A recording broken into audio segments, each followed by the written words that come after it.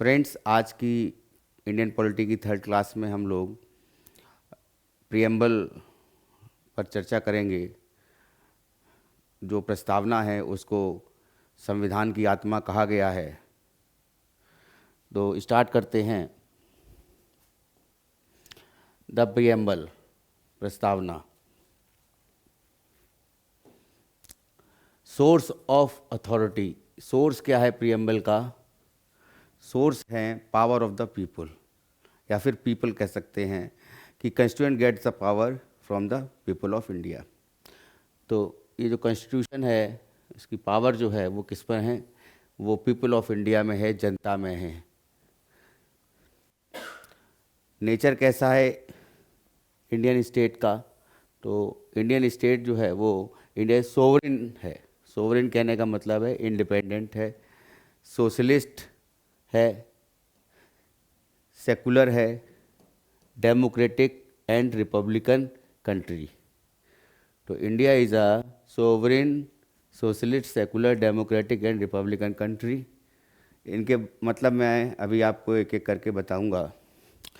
Objective क्या है, उद्देश्य क्या है प्रियम्बल का? The constitution aims to ensure justice, liberty, equality and fraternity for all the citizen. सभी को जो है जस्टिस मिलनी चाहिए, न्याय होना चाहिए, लिबर्टी होनी चाहिए, इक्वलिटी होनी चाहिए और फ्रेटर्निटी होनी चाहिए। तो यहाँ पर जो है एकता और अखंडता को बोला गया है, और समानता को बोला गया है, और साथ में बंधुत्व को बोला गया है। सभी सिटीजन में होनी चाहिए। हमने भारतीय संविधान को कब अडॉप्ट किया? तो the constitution was adopted on 26 नवंबर 1949। तो 26 नवंबर 1949 को 1949 को हमने इसको अडॉप्ट किया, अंगीकृत किया, आत्मार्पित और अधिनियमित किया। अब आते हैं एक एक वर्ड्स पर। तो सबसे पहले है सोशलिस्ट। सोशलिस्ट का मतलब है समाजवाद, ठीक है ना। तो 42वें संविधान संशोधन जो हुआ था, उससे पहले 1976 में ये संशोधन हुआ था, 42वां संविधान संशोधन। तो उसमें जो है इंडियन कॉन्स्टिट्यूशन में पहले से ही सोशलिस्ट आइडिया जो था वो मौजूद था। कहाँ पर? डीपीएसपी में, directive principle of state policy में। तो इसमें सोशलिज्म का बेसिकली क्या मतलब है? Directive principle of state policy में ये पहले से ही इंक्लूड था है। और समाजवाद, और समाजवाद का मतलब क्या है, सोशलिज्म का मतलब क्या है कि ये always the part of the constitution. ये जो है हमेशा जो है कॉन्स्टिट्यूशन का पार्ट रहा है, बट जो है क्लियरली मेंशन नहीं किया है। अब समाजवाद किसे कहते हैं? तो 1955 में कांग्रेस पार्टी ने socialist way of running society in its आबादी सेशन, इन्होंने जो है ये समाजवाद को जो है उसको माना था, उसको फॉलो किया। और फॉलो करने का उद्देश्य जो है वो कब लिया था? आबादी सेशन में 1955 में, जो कांग्रेस का सेशन हुआ था, ठीक। And took step to achieve it, और वो स्टेप्स लिए, वो तरीके जिसके द्वारा इसको अचीव किया जाए। India follows democratic socialism. अब इंडिया में दो तरह के सोशलिज्म होते हैं। तो सोशलिस्ट का मतलब भी मैं इसको एलेबोरेट करूंगा। तो सबसे पहले क्या है कि डेमोक्रेटिक सोशलिज्म होता है, एक होता है कम्युनिस्ट सोशलिज्म, ठीक है। डेमोक्रेटिक सोशलिज्म का मतलब है कि ये स्टेट सोशलिज्म भी कहा जाता है, या कहने को ऐसा समाजवाद जो जिस पर जो है राज्य का कर्तव्य है कि लोगों पर जो है कल्याणकारी अवधारणा को लेकर के, या समाज के जो वंचित वर्ग हैं उनको भी एक साथ लेकर के आगे बढ़ा जाए। तो जितनी भी लॉज या जितनी भी योजनाएं बनती हैं उसमें प्रत्येक व्यक्ति को का अस्तित्व रहता है, और उनको जो है जो निचले तबके के लोग हैं, जो लोअर बॉडी के लोग हैं, जैसे मान लीजिए बैकवर्ड हैं या SC ST हैं, या फिर महिलाओं को समानता का दर्जा देने के लिए यहाँ पर सोशलिस्ट ये समाजवाद का प्रयोग किया गया है। तो कम्युनिस्ट सोशलिज्म क्या है कि गवर्नमेंट ओन्स एवरीथिंग, तो यहाँ पे क्या है, एवरीथिंग, सब कुछ जो है गवर्नमेंट के पास रहता है कम्युनिस्ट सोशलिज्म में, इंक्लूडेड बिजनेस और लैंड।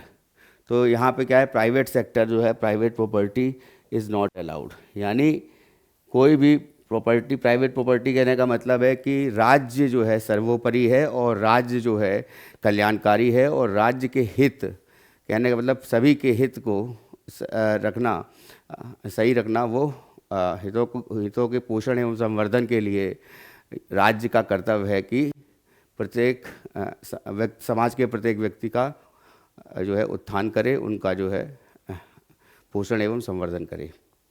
अब इसके बाद जो है, अब कम्युनिस्ट में मैंने बताया कि राज्य को ही मूल लिया जाता है। इसमें यहाँ पर जो है प्राइवेट रूप से कोई भी संस्था है उसको जो है नहीं कैरी किया जाता है। तो कहने का मतलब ये है, जैसे कम्युनिस्ट सोशलिज्म कहाँ पर है, चाइना में है, ठीक है। और उसके बाद जो है डेमोक्रेटिक सोशलिज्म, यानी लोकतांत्रिक समाजवाद। ये क्या होता है कि दोनों गवर्नमेंट ओन्ड, जो सार्वजनिक संस्था है, सरकार के द्वारा चलाई जाने वाली संस्था, या सरकार जो होती है जिन योजनाओं को चलाती है, जो संस्थाएं होती हैं, जो सरकारी संस्थाएं होती हैं, उसके साथ साथ प्राइवेट संस्थाएं भी होती हैं, जो बिजनेसेस जो होते हैं उनको भी वो साथ में लेके चलना होता है। तो इसमें पीपीपी मॉडल आता है, पब्लिक प्राइवेट पार्टनरशिप। यहाँ पे एक बात और कहेंगे कि डेमोक्रेटिक सोशलिज्म में जैसे हम कह सकते हैं कि कोई भी फर्म है, कोई भी ऑर्गेनाइजेशन है, वो अगर सरकारी ऑर्गेनाइजेशन है, उसके साथ साथ जो है प्राइवेट ऑर्गेनाइजेशन भी पर्टिकुलर सेक्टर में काम करती है। तो एक तरह से इंडिया में जो है डेमोक्रेटिक सोशलिज्म है। तो according to the Supreme Court के अनुसार जो है डेमोक्रेटिक सोशलिज्म का जो एम है, तो क्या एम होना चाहिए, जो सरकार का एम है। कहने का मतलब है गरीबी को हटाना, या फिर इक्वलिटी, सभी को जो है बराबर के दर्जा देना, और कोई भी जैसे न्यूट्रिशन को लेके माल न्यूट्रिशन नहीं होने चाहिए, बच्चों का कुपोषण या महिलाओं को कुपोषण से सुरक्षा करना, स्वास्थ्य की सुविधाएं सभी को मुहैया कराना, और जो मौलिक या कह सकते हैं जो मूल आवश्यकताएं हैं वो प्रत्येक नागरिक की पूरी करना।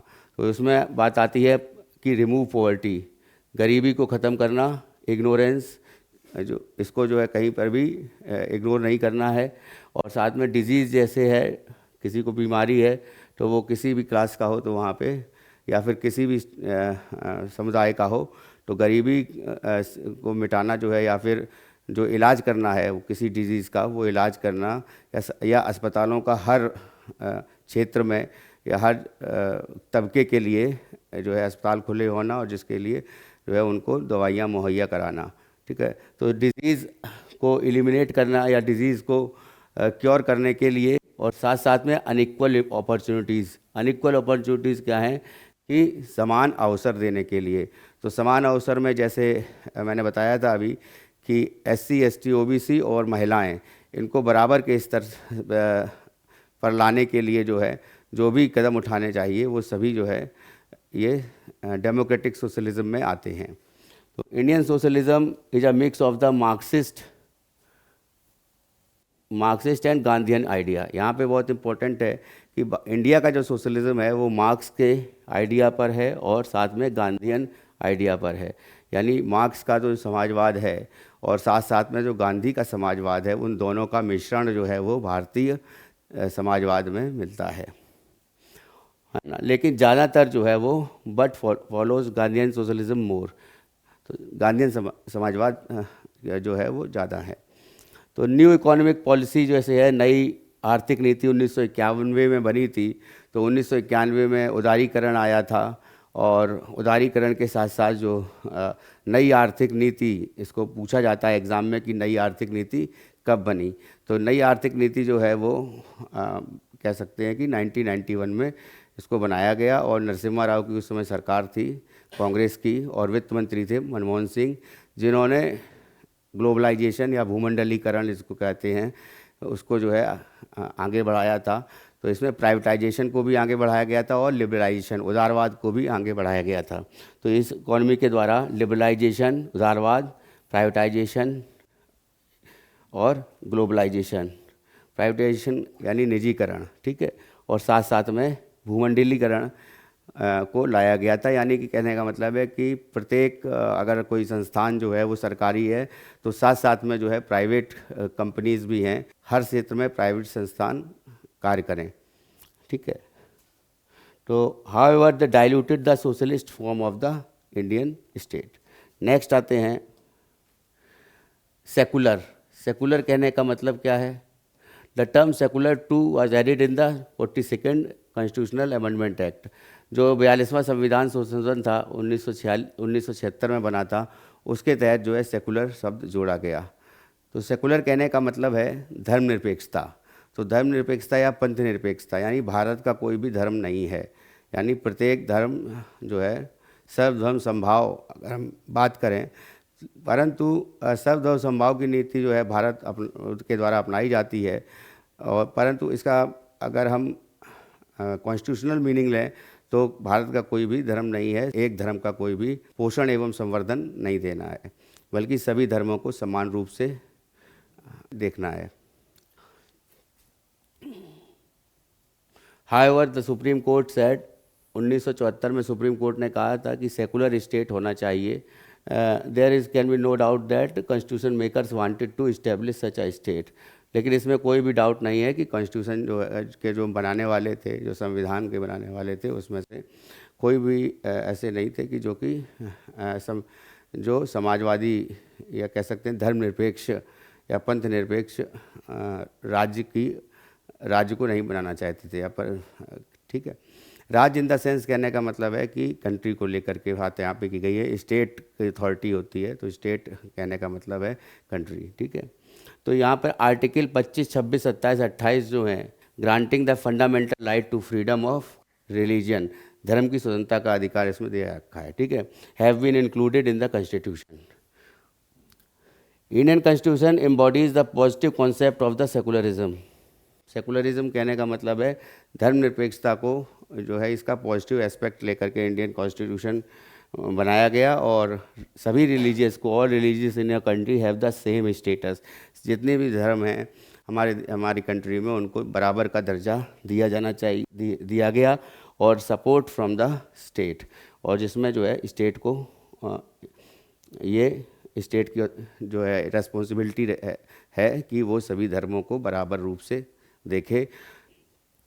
इसके बाद आते हैं डेमोक्रेटिक। डेमोक्रेटिक मतलब है लोकतंत्र।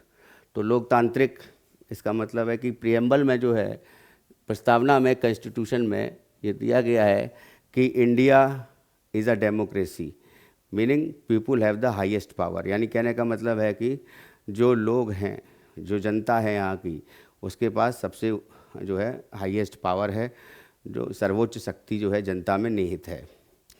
तो democracy means people have the highest power. अब इसमें दो तरह की डेमोक्रेसी होती है, एक डायरेक्ट डेमोक्रेसी, एक इनडायरेक्ट डेमोक्रेसी। डायरेक्ट डेमोक्रेसी वो डेमोक्रेसी होती है जिसमें जो सबसे ऊपर राष्ट्रपति है, तो उसको जो है प्रत्यक्ष रूप से चुना जाता है, और जनता द्वारा जो कंट्री होती है उसको डायरेक्ट डेमोक्रेसी कंट्री बोली जाती है, जैसे स्विट्ज़रलैंड, और जनता ही उनको जो है वोट देकर जो है उनको उस पद से निष्कासित भी कर सकती है, ठीक है।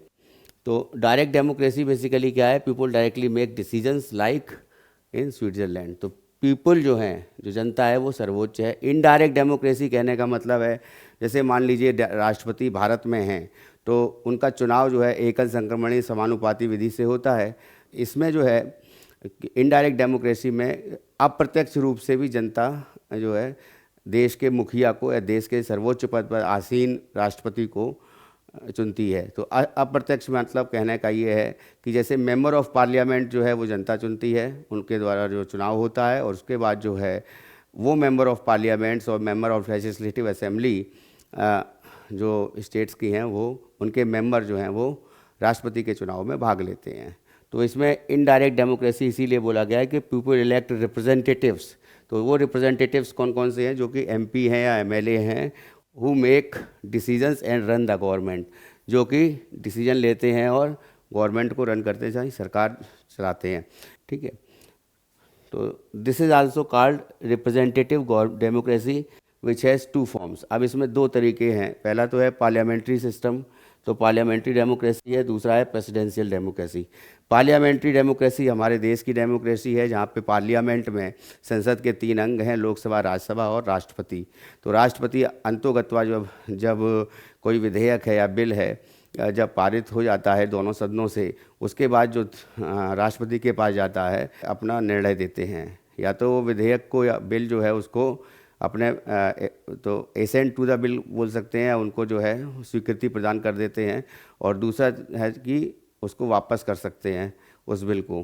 परंतु ये देखा गया है कि धन विधेयक जो है, पहला तो आप मान लीजिए कि धन विधेयक को राष्ट्रपति वापस नहीं कर सकते, ठीक है, दोनों सदनों से जो है पास होने के बाद में। बाकी इसमें राज्यसभा का क्या रोल है तो उसके बारे में भी बताएंगे बाद में, तो जब हम उस चैप्टर पर पहुंचेंगे। उसके बाद जो है धन विधेयक के अलावा संविधान संशोधन बिल को भी ये वापस नहीं कर सकते, और एक सामान्य बिल को, सामान्य विधेयक को अगर ये वापस करते हैं राष्ट्रपति, तो दोबारा अगर मंत्रिपरिषद इसको पास करके भेजती है राष्ट्रपति के पास में, तो उनको उसे पास करना ही होता है, या उस पर जो अपनी स्वीकृति देना अनिवार्य होता है। इसके अलावा जो है राष्ट्रपति जो अनिश्चित काल के लिए उस बिल को अपने पास रख लेते हैं, जिसको पॉकेट वीटो भी कहते हैं, ठीक है। तो इसमें जो है पार्लियामेंट्री सिस्टम है, तो संसदीय सरकार है, संसदीय डेमोक्रेसी है, लोकतंत्र है, वो इंडिया में है। और प्रेसिडेंशियल डेमोक्रेसी का मतलब है कि सबसे ऊपर सर्वोच्च पद पर जो प्रेसिडेंट है, यानी यूएसए में जैसे हैं, तो यूएसए में अगर प्रेसिडेंट है तो प्रेसिडेंट की एग्जीक्यूटिव पावर है। तो एग्जीक्यूटिव पावर ऐसी है कि प्रेसिडेंट जो है जो भी निर्णय देगा या जो भी लॉ जो है इनेक्ट करेगा या जो भी उसके द्वारा निर्णय दिया जाएगा वो सर्वमान्य होगा, उसको जो है कहीं पर भी असेंबली में पास करने की आवश्यकता नहीं है। तो यहाँ पर जो है प्रेसिडेंशियल पावर में यही है कि प्रेसिडेंशियल डेमोक्रेसी में सर्वोच्च जो है वो राष्ट्रपति होता है। नेक्स्ट आते हैं, अब यहाँ पर डेमोक्रेटिक में और भी पॉइंट्स हैं, जैसे इंडिया फॉलोज पार्लियामेंट्री डेमोक्रेसी। क्यों? जैसे कि मैंने बताया कि government is responsible to the parliament for its decision and action. तो सरकार जो है वो पार्लियामेंट के प्रति उत्तरदायित्व उसका है, यानी कह सकते हैं कि मंत्रिपरिषद लोकसभा के लिए उत्तरदायी होगी, ठीक है। तो यहाँ पे रेस्पॉन्सिबल होती है, उसका जो उत्तरदायित्व होता है वो पार्लियामेंट के लिए होता है। उसके बाद आते हैं प्रेसिडेंशियल डेमोक्रेसी में, जैसा कि मैंने बताया कि government where executive branch is separate from the legislature, यानी कांग्रेस जो है, यूएस कांग्रेस जो है, तो कोई भी अगर एग्जीक्यूटिव ऑर्डर अगर मान लीजिए वहाँ के राष्ट्रपति निकालते हैं यूएसए के, तो उसको जो है किसी प्रकार से चुनौती नहीं दी जा सकती, या उसको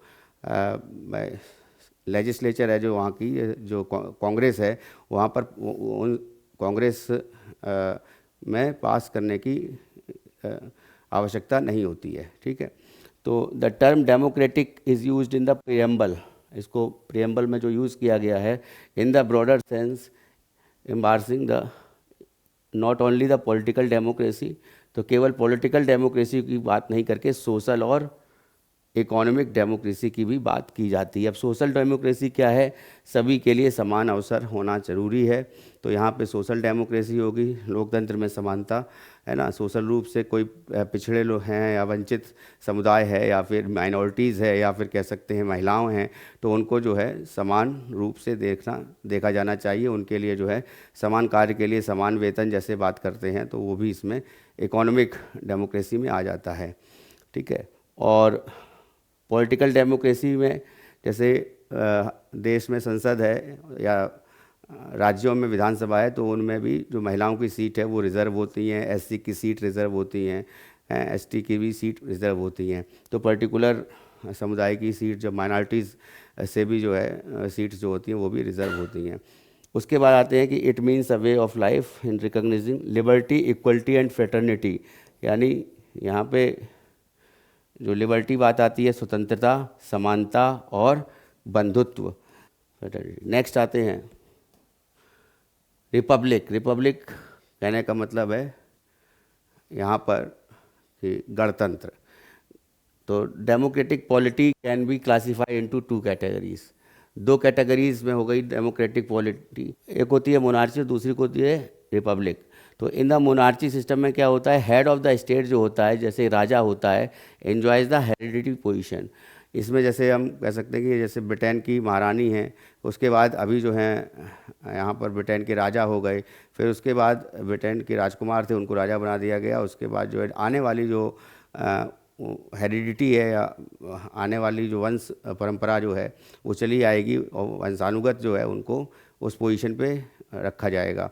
तो वो जो सबसे ऊपर की जो पोजीशन है, जो हेड ऑफ द स्टेट होता है या, तो उसमें जो है किंग सबसे ऊपर होता है और उसकी जो आने वाली पीढ़ी होती है वही उस पद पर बैठ सकती है, तो वही हेड होगी। तो that is he becomes the office through the succession, example Britain.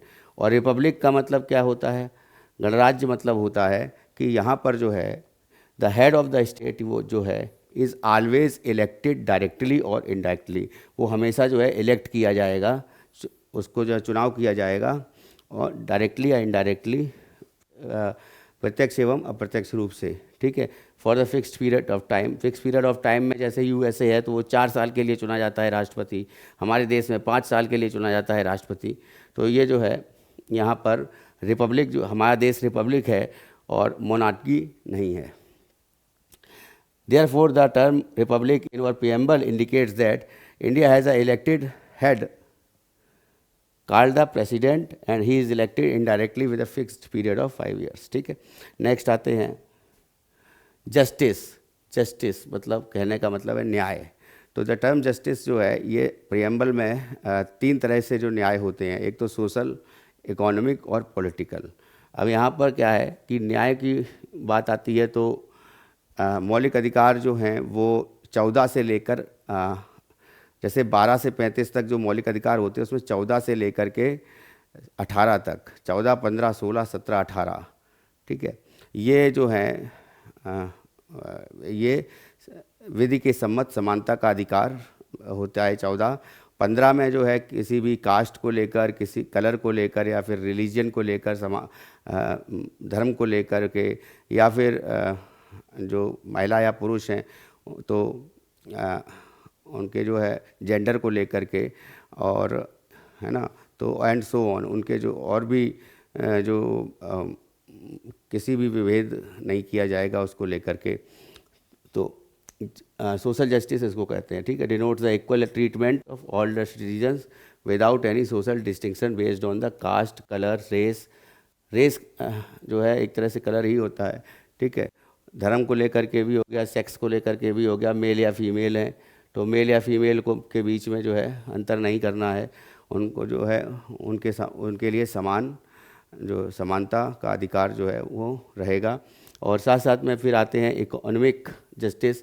Economic justice में है कि समान कार्य के लिए समान वेतन हो गया, या नियोजन के क्षेत्र में जो स्वतंत्रता है, तो नियोजन के क्षेत्र में कहने का मतलब है कि कोई जो वर्किंग कंडीशन में जो समान उसको अधिकार मिलेंगे, समान मेल या फीमेल हो, या फिर कोई और कह सकते हैं कि ऐसा समुदाय हो जो अल्पसंख्यक हो, या फिर कोई वंचित समुदाय हो। तो वंचित जाति समुदाय होता है या फिर कोई अल्पसंख्यक होता है, तो उनके लिए क्या होता है, इक्वलिटी को लाने के लिए बराबर जस्टिस होना चाहिए, इकोनॉमिक जस्टिस होना चाहिए, जो आर्थिक स्वतंत्रता, आर्थिक रूप से समानता या न्याय होना चाहिए। तो उसके लिए क्या है कि समान कार्य के लिए समान वेतन, या नियोजन के क्षेत्र में स्वतंत्रता, या किसी को जो है काम करने की, कोई भी काम करने की जो है वो उसको स्वतंत्रता है, और साथ साथ जो है वो कहीं पर भी जो है जा कर के कार्य कर सकता है, ठीक है, इंडिया में। तो economic justice denotes the non discrimination between the people of basis on the basis of economic factor. इसमें यह भी है कि मान लो धनाढ्य लोग हैं या अमीर और गरीब के बीच में अंतर नहीं होना चाहिए, ये इसमें बात कही गई है। It involves the elimination of the glaring inequalities, wealth को लेकर के, इनकम को लेकर के और प्रॉपर्टी को लेकर के कोई भी इनइक्वलिटी नहीं रखनी है, असमानता नहीं रखनी है, या उनके प्रति भेदभाव नहीं करना है। फिर 17 में आता है, अनुच्छेद संख्या 17 में, कि अस्पृश्यता का उन्मूलन या अनटचेबिलिटी को लेकर के एबोलिशन ऑफ अनटचेबिलिटी। और वेल्थ कहने का मतलब है कि जो संपत्ति है उसको लेकर के भी किसी प्रकार की कोई ऐसी योजना नहीं बनानी चाहिए सरकार को जो वेल्थ को लेकर के हो, संपत्ति को लेकर के हो, या फिर सबको समान अवसर देने चाहिए। फिर आते हैं पॉलिटिकल जस्टिस। पॉलिटिकल जस्टिस में इसमें जैसे एमपी एमएलए चुने जाते हैं जो सांसद या फिर विधायक, तो वहाँ पर भी सीटों का क्या होना चाहिए, बंटवारा इस तरह से होना चाहिए या सीटों में रिजर्वेशन होना चाहिए। किसका? ओबीसी एससी एसटी की सीटों के लिए या वंचित वर्ग की सीटों के लिए। महिलाओं के लिए सीटों का रिजर्वेशन होता है 1/3। तो ये सभी जो है इसको पॉलिटिकल जस्टिस कहते हैं। तो इसमें क्या है, all citizens would have the equal political rights, सभी के लिए इक्वल पॉलिटिकल राइट्स होने चाहिए। Equal access to the political offices, जितने भी पॉलिटिकल ऑफिसेस हैं उनके जो है सभी के लिए वो बराबर होने चाहिए, उसमें किसी प्रकार का भेदभाव नहीं होना चाहिए पॉलिटिकल ऑफिसेस में। और equal voice in the government, तो उनकी बात को जो है सुना जाना चाहिए। ठीक है, उसके बाद आते हैं liberty. Liberty in the sense we can say that कि आज़ादी जिसको कहते हैं स्वतंत्रता। तो स्वतंत्रता कहने का मतलब है कि किसी प्रकार का जो है उसमें रेजिस्टेंस नहीं होना चाहिए स्वतंत्रता में, और जिसको कह सकते हैं कि व्यक्ति जो है स्वतंत्र है अपने डिसीजंस को लेने के लिए। तो इसमें एक चीज़ आती है कि जो व्यक्तिगत स्वतंत्रता है उसकी एक लिमिट है, यानी वो ऐसी होनी चाहिए जो विधि सम्मत हो, यानी लॉ बना हुआ है जो भारतीय दंड संहिता इंडियन पेनल कोड है, तो उसको लेकर के उसमें ये बात आती है कि स्वतंत्रता जो है एक पर्टिकुलर दायरे में होनी चाहिए। उसका जो बिलीफ है या उसके एक्सप्रेशन है या थॉट्स हैं वो जो है एक लिमिटेशन में होने चाहिए, यानी कि वो किसी तरह से कानून का उल्लंघन ना करें, है ना, तो वायलेशन ना करें किसी प्रकार से लॉ का। तो इसलिए जो है ये स्वतंत्रता जो है दी जानी चाहिए, परंतु उसके कुछ उस पर निषेध भी करती है कि वो स्वतंत्रता ऐसी नहीं होनी चाहिए जो कि देश हित में ना हो।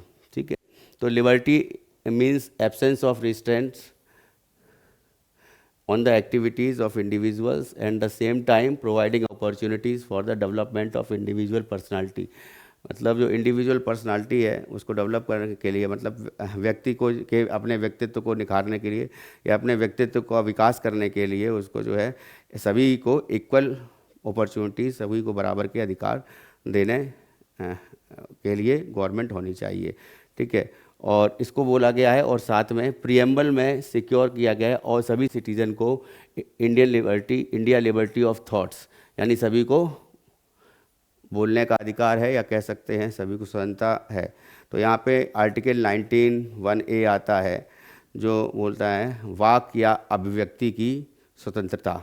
तो यहाँ पे वाक या अभिव्यक्ति की स्वतंत्रता है, एक्सप्रेशन की, बिलीफ की, फेथ की, worship in the sense we can say that कि किसी भी ईश्वर को या किसी भी धर्म को मानने की स्वतंत्रता है। और थ्रू द फंडामेंटल राइट्स, ये फंडामेंटल राइट्स में गिवन है। Enforceable in court of law, और साथ साथ जो है उसमें इन्फोर्सेबल होने चाहिए किसमें जो न्याय सम्मत हों इन केस ऑफ वायलेशन। तो किसी प्रकार से कानून का वायलेशन नहीं होना चाहिए, किसी प्रकार से लॉ का जो है वो वायलेशन नहीं होना चाहिए। ठीक है, तो however liberty does not mean licence to do what one likes. इसका लिबर्टी का मतलब नहीं है कि ये लाइसेंस मिल गया है कि चाहे जो भी करें, तो और जो है and has to be enjoyed within the limitation mentioned in the constitution. तो लिबर्टी होना चाहिए, लेकिन ये स्वतंत्रता जो होनी चाहिए वो संविधान के दायरे में होनी चाहिए और इसको जो है कानून के दायरे में होनी चाहिए। स्वतंत्रता की बात की गई है यहाँ पर। ठीक है, तो आइडियल्स ऑफ लिबर्टी में क्या है, इक्वलिटी एंड फ्रेटर्निटी। ये तीनों जो हैं लिबर्टी, इक्वलिटी और फ्रेटर्निटी, यानी स्वतंत्रता, समानता और बंधुत्व, ये प्रीएम्बल में लाए गए हैं। कहाँ से? फ्रेंच रिवॉल्यूशन जो हुआ था 1789 में और से 1799 तक के बीच में। तो liberty, equality and fraternity from the French revolution से हुए हैं। फिर नेक्स्ट आते हैं इक्वलिटी की बात करते हैं, बराबरी। तो इक्वलिटी में absence of special privilege to the any section of the society. मान लीजिए कोई सोसाइटी में, समाज में जो उच्च वर्ग है या कोई ऐसा वर्ग है उसको स्पेशल प्रिविलेज नहीं दिया जाए, विशेष जो है उसको छूट नहीं दी जानी चाहिए, ठीक है, समाज में। तो प्रोविज़न ऑफ एडिक्वेट अपॉर्चुनिटी, बराबर के जो उनको है अधिकार दिए जाने चाहिए, बराबर का उनको अपॉर्चुनिटीज़ दी जानी चाहिए, ऑल इंडिविजुअल, सभी को, विदाउट एनी डिस्क्रिमिनेशन, बिना किसी भेदभाव के। Preamble secures all citizens of the India equality of status and opportunity. This provision embrace the 3 dimension of equality. अब 3 इक्वलिटी बताई गई हैं, वो कौन कौन सी है? एक तो सामाजिक, आर्थिक और राजनीतिक, ठीक है, राजनीतिक और इकोनॉमिक, आर्थिक, ठीक है। तो इसके बारे में हमने बताया था, the following provisions of the chapter fundamental right में इक्वलिटी बिफोर द लॉ, जो ये समानता का अधिकार है। फिर समानता के अधिकार के बाद में जो है prohibition of discrimination on the grounds of religion, race, caste, gender and place, है ना। तो ये पहले से बता चुके हैं कि आर्टिकल 15, 14, 15, 16 नियोजन के क्षेत्र में बराबर, यानी कि जो व्यवसाय होगा या फिर जो कह सकते हैं कि जॉब्स होंगी, एम्प्लॉयमेंट होगा, उसमें बराबर का स्थान होना चाहिए सभी नागरिक का, या कह सकते हैं कि पर्टिकुलर जो वंचित वर्ग है उसको जो है ऊपर उठाने के लिए, उसको बराबर की दर्जा देने के लिए जो कार्य करे जाने चाहिए। और जो महिलाएं हैं या अल्पसंख्यक वर्ग है या फिर जो छोटी जाति जनजातियां हैं, SC ST वर्ग है, उसको भी, या OBC है, उनको बराबरी का दर्जा दिया जाना चाहिए। कोई स्पेशल पर्टिकुलर क्लास को नहीं, स्पेशल पर्टिकुलर धर्म को नहीं दिया जाना चाहिए। तो डिस्क्रिमिनेशन बेसिकली नहीं होना चाहिए, ठीक है। तो उसके बाद आते हैं कि equality of opportunity in matters of public employment. यहाँ पर ये मैंने बताया आपको कि नियोजन के क्षेत्र में समानता का अधिकार। और फिर एबोलिशन ऑफ अनटचेबिलिटी की बात हम कर चुके हैं, आर्टिकल 17। और फिर आते हैं यहाँ पर टाइटल्स की बात हो रही है कि एबोलिशन ऑफ टाइटल्स। तो यहाँ पे ऐसा नहीं है कि अगर कोई मान लीजिए रजवाड़े हैं तो उनको रजवाड़े को विशेष अधिकार दिए जाने चाहिए, या उनको कुछ ऐसे प्रावधान किए जाने चाहिए नियम में या फिर योजनाओं को लेकर के, जिससे उनको अतिरिक्त लाभ मिले। तो अतिरिक्त लाभ को भी यहाँ पर रोका गया है, ठीक है। तो उसके लिए जो है एबोलिशन ऑफ टाइटल्स की भी बात की गई है। ये सभी जो है इक्वलिटी में आते हैं। फिर इक्वलिटी के बाद में इसमें फ्रेटर्निटी आती है। यहाँ पे इक्वलिटी नहीं होगा, फ्रेटर्निटी होगा, ठीक है, फ्रेटर्निटी। फ्रेटर्निटी मतलब बंधुत्व, सभी जो हैं भाईचारे को बढ़ावा देना है, ब्रदरहुड को बढ़ावा देना है। और ऐसे जो सिंगल सिटीजनशिप है, जैसे जो मान लीजिए कि सभी हैं, कोई नागरिकता जो है सभी के लिए बराबर है, और नागरिक जो है बन सकता है, कोई भी व्यक्ति जो है भारत का नागरिक बन सकता है, अपितु उसने जो है किसी दूसरे देश की नागरिकता ना ली हो। तो नागरिकता को लेकर, सिंगल सिटीजनशिप को लेकर के भी ये बात कही गई है फ्रेटर्निटी की, कि यहाँ पर जो है सभी नागरिक हैं, जो सभी वर्ग के, सभी धर्म के जो लोग हैं, वो सभी एक तरह से बंधुत्व को, यूनिटी को जो है उसको सामने लाया गया है कि यूनिटी होनी चाहिए, उनको यूनाइट होने चाहिए, उनके में एकता होनी चाहिए। तो उसमें जो है promotes this feeling of fraternity by the system of single citizenship, ठीक है। ब्रदरहुड की बात मैंने कही, सेंस ऑफ ब्रदरहुड। उसके बाद है फंडामेंटल ड्यूटीज़ को जोड़ा गया इसमें, आर्टिकल 51A, ठीक है, 51A को जोड़ा गया। तो ये जो है फंडामेंटल ड्यूटीज़, तो मैंने बताया था कि मौलिक अधिकार तो अमेरिका से लिए गए और मौलिक कर्तव्य जो हैं वो फंडामेंटल ड्यूटीज़ हैं। तो ये पर्टिकुलर एक व्यक्ति की कुछ ड्यूटीज़ हैं, और वो ड्यूटीज़ जो है उसको निभानी चाहिए। तो देश के संविधान के सम्मत जो है वो कार्य करेंगे, और राष्ट्रगान को लेकर के या जो है हमारे देश के प्रतीकों को लेकर के जो कानून बनाए गए हैं उनका पालन जो है करने का उनका कर्तव्य है प्रत्येक नागरिक का, ठीक है, हमारा कर्तव्य है प्रत्येक नागरिक का। तो इसमें फंडामेंटल ड्यूटी से that there shall be duty of every citizen, हर नागरिक की ये ड्यूटी है कि India to promote harmony and spirit of common brotherhood और amongst all the people of India transcending religious, या फिर जैसे हमारा देश जो है विभिन्न संस्कृति हैं अलग अलग जगह पर हमारे देश में। जैसे मान लीजिए दक्षिण भारत में जाएंगे तो प्रत्येक राज्य की अपनी संस्कृति है। जैसे आंध्र प्रदेश के पहनावा अलग है, केरल का पहनावा अलग है, तमिलनाडु का पहनावा अलग है, और कर्नाटक का पहनावा अलग है, भाषाएं अलग हैं। आंध्र प्रदेश में तेलुगु, तमिल, कन्नड़, है ना, ये कर्नाटक में तमिल, ये तमिलनाडु में, और उसके बाद जो है मलयालम तक केरल में, उसके बाद महाराष्ट्र में जो है मराठी। तो ऐसे करके जो है विविधता बहुत है हमारे देश में। तो ये इन विविधताओं को लेकर के भी, इनकी जो संस्कृति है उनको भी लेकर के जो है बराबरी का दर्जा दिया जाना चाहिए। उनको जो है हम लोगों को जो है वो एक जैसे इक्वल जो है नज़रों से सभी को देखना चाहिए। ठीक है, तो यहाँ पर जो है इन लिंग्विस्टिक की बात आई है, लिंग्विस्टिक यहाँ पे भाषा की बात आई है, फिर रिलीजन की बात आई है, अलग अलग धर्मों की बात आई है, और सेक्शनल डाइवर्सिटी।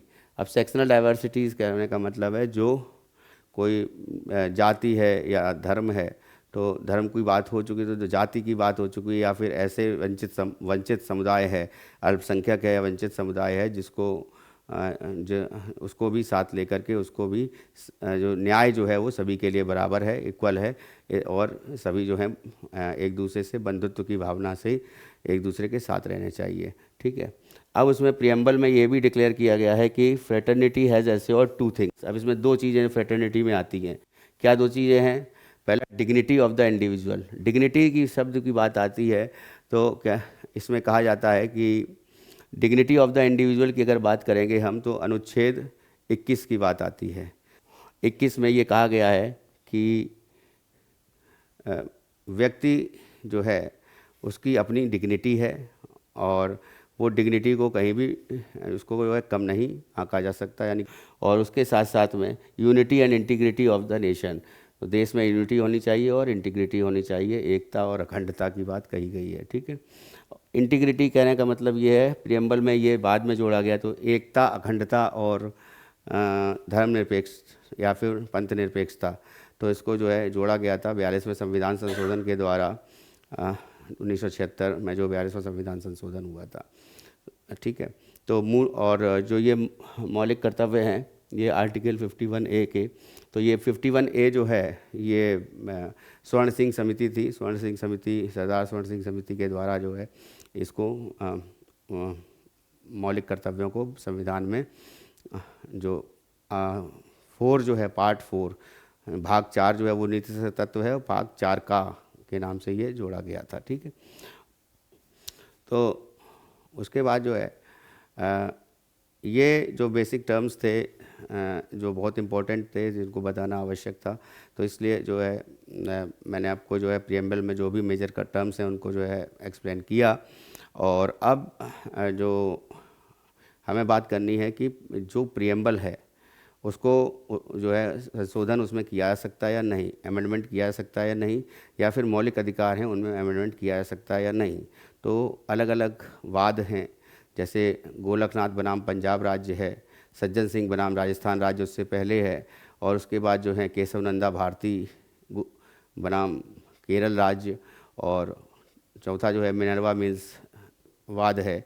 तो ये सभी वाद हैं, उनको जो है हम लोग नेक्स्ट क्लास में डिस्कस करेंगे। और उसके साथ साथ जो है हम वो जो चैप्टर 4A तो है ये हो गया कि 4A में हमारा फंडामेंटल ड्यूटीज़ हो गई, और 4A अभी फिर नेक्स्ट में क्लास में हम उसके बाद में हम नागरिकता जो सिंगल सिटीजनशिप है, तो नागरिकता जो भाग 2 में है, उसके बाद भाग 3 में मौलिक अधिकार है, उसके बारे में चर्चा करेंगे।